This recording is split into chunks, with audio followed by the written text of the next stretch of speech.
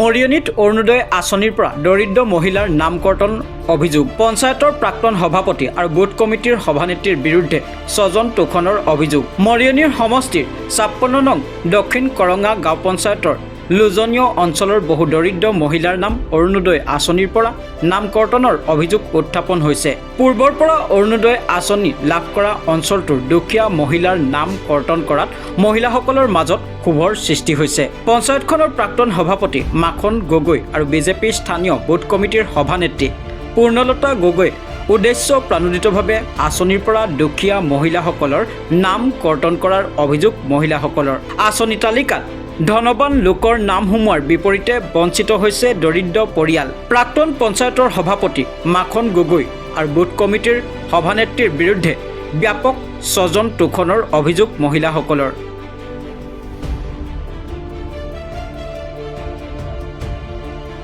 মৰিয়নীৰ পৰা দেৱবিকাশ দত্তৰ report, Assam north east news live 24x7।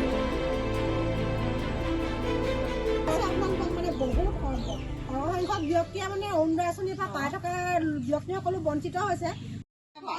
বাঁহৰ লোন পাইছে, পুখুৰী লোন পাইছে,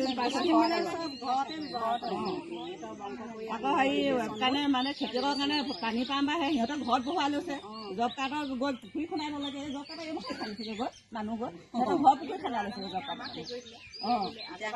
আমাৰ ঘৰতে এতিয়া ইমান পকাইকে খেতি কৰে, তাৰে পানী টোপাকে নিদিয়ে, চৰকাৰী পানী টোপাকে নিদিয়ে। নিজৰ ঘৰত বহাই লৈছে। নিজৰ ঘৰত বহাই লৈছে। কোনে? নিজৰ ঘৰ চোতালৰ হেৰি বহাই লৈছে। নিজৰ বাৰান্দাই বাৰীত বহাই লৈছে। সেইটোতো ৰাইজে ইউজ কৰিব পাৰিব মানে। সেইটো ৰাইজৰ কাৰণেহে বহাই দিছে মানে, সেইটো নিজে বহাই চব যি আহে নিলেহি, সেইকেইখন নিলেহি, দুখন নিলেহি।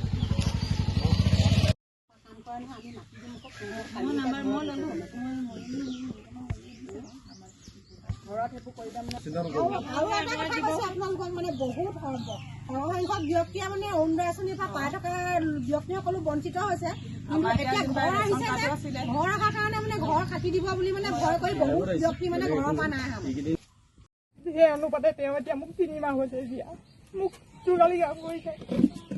আৰু প্ৰেচিডেণ্টক ঘৈণীয়েকজনী মানে প্ৰেচিডেণ্টৰ কাম নামতহে প্ৰেচিডেণ্ট মাখন গগৈ। মই যদিও মোৰ দৰ বাহৰ হয়, মই সেইটো সঁচা কথা ক'বলৈ গ'লে তেওঁ কাম চব ঘৈণীয়েকে চাইছিলে। পঞ্চায়তৰ কামখিনি আনি ঘৰত কেলে হেৰি কৰিব লাগে, পঞ্চায়ততে বাচিব লাগে সেইখিনি। মই এতিয়া যোৱা বছৰ জব কাৰ্ড কৰিলোঁ। মই আপোনালোকক কৈ গ'লো যে জব কাৰ্ডত প্ৰেচিডেণ্টৰ ঘৈণীয়েকৰ নাম হেমা গগৈ, মই সেইটো কৈ দিছোঁ। আৰু তেওঁ মানে কি কৰে, জব কাৰ্ডত জাষ্ট থিয় হয়, মানুহগৰাকী ফটো মাৰে, কিন্তু ফটো মাৰি গুচি আহে, আকৌ যায় ফটো। আমি মানে জাষ্ট কৰে, কিন্তু মোৰ দিমাগে মই জাষ্ট কওঁ যে সিহঁতি ফটো মাৰে। বহুত মানুহ তেনেকে আগতে জব কাৰ্ডত পইচা সোমোৱাই দিয়ে, আমি ধৰোঁ। কিন্তু আমি 3গৰাকীমান মানুহে ধৰা কাৰণে আমাৰ 3গৰাকী মানুহৰ কাম বছৰজুৰি বন্ধ কৰি থলে। এবছৰ 2 বছৰ হ'ল। এতিয়া জব কাৰ্ডত ধৰাৰ কাৰণে এতিয়া জব কাৰ্ড কৰিব লাগিছে। এতিয়াও কিন্তু মই ফাউল দিওঁ। আজি অলপ দিনৰ আগত জব কাৰ্ড কৰি আছো, সেইজন মানুহ হয়তো সোমাবহি পায়। তেওঁক জব কাৰ্ড কৰা মানুহখিনি তেওঁ ঘৰত হাজিৰা লগাই বাগানত গৰু সোমাই বুলি পাহ কাটি, যদি মই মিছা কথা কৈছো, মানুহজন আহিবই জব কাৰ্ড কৰি। অকমকা মানুহ পালে তেওঁ প্ৰেচিডেণ্টে কেইবাই মানুহ কেইবাই ফটলে আহিছে। মানুহজন সেইদিনাখন হাত কাটি তেওঁ এডোখৰ ভাত বোলে মই এতিয়াও লগাইছে। সেইদিনাখন মই যুঁজ বাজ কৰি তেওঁক বুদ্ধি কৰি মই লৈ আনিলো। কাৰণ তেওঁ মানে এনেকুৱা এটা কাম কৰিছে, জব কাৰ্ডৰ মানুহ মনে প্ৰেচিডেণ্টে ক'ত ছাগলী কাল বনাবলৈ নিব, ক'ত ফিচাৰী পাৰ বান্ধিবলৈ নিব। আৰু আমি মানে মই যুক্তিত ধৰো কাৰণে মোক মানে চবৰ পৰাই বঞ্চিত কৰিব বিচাৰে। কিন্তু মই সেইটোকে কওঁ, চৰকাৰক এইটোৱে অনুৰোধ, যিখিনি সঁচা